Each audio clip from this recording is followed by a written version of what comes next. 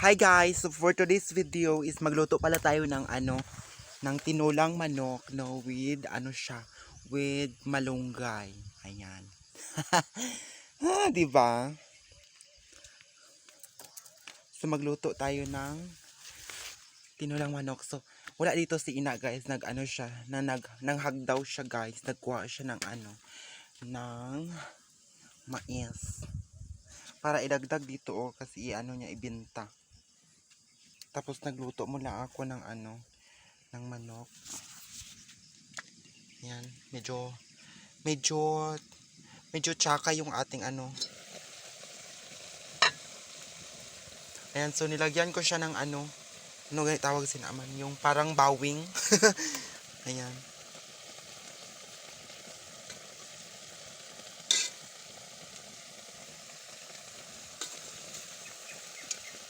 Nahiya man ako sa aming Pero okay lang yan Meron siyang tanglad.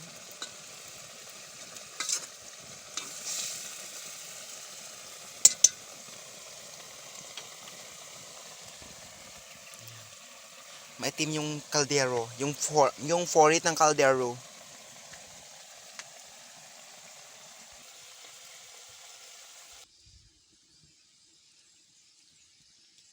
Ito yung kamay ko at ito yung isa kong kamay.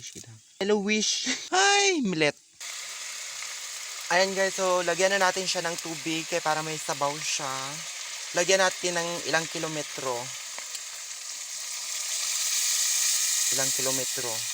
Ayan. Lagyan pa natin siya ng tubig para mas marami talaga yung natin. Ayan.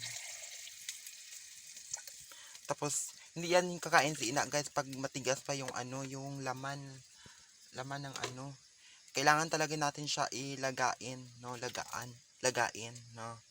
So nakipagkalakalan pala si ina guys sa mga Hapones guys, nakipag-negotiate siya doon, no. So mamaya-maya konti makabalik na si ina and then magkain na kami. Nakipagkalakalan siya sa mga Hapones kung saan nilagay ng mga Hapones yung mga ginto na iniwan nila noon yung nagera yung Pilipinas. No, so nakipag-negotiate si ina, nakipagkasabwat siya. Sinabi niya na saan niyo nilagay yung mga ginto noon. So nakipag-negotiate siya. So pagbalik niya dito, magkain na kami, 'di ba? Yung malunggay doon sa karne ng Jurassic. Ayan. So excited na akong kumain with ina gid. So mamaya ako kakain pag makaabot na si ina. Kailangan talaga sabay kami magkain para ma-feel ko yung pagva-vlog ko or for today's video no nga content ko, 'di ba?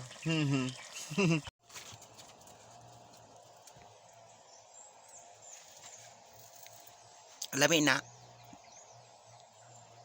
Lami mo lang guys.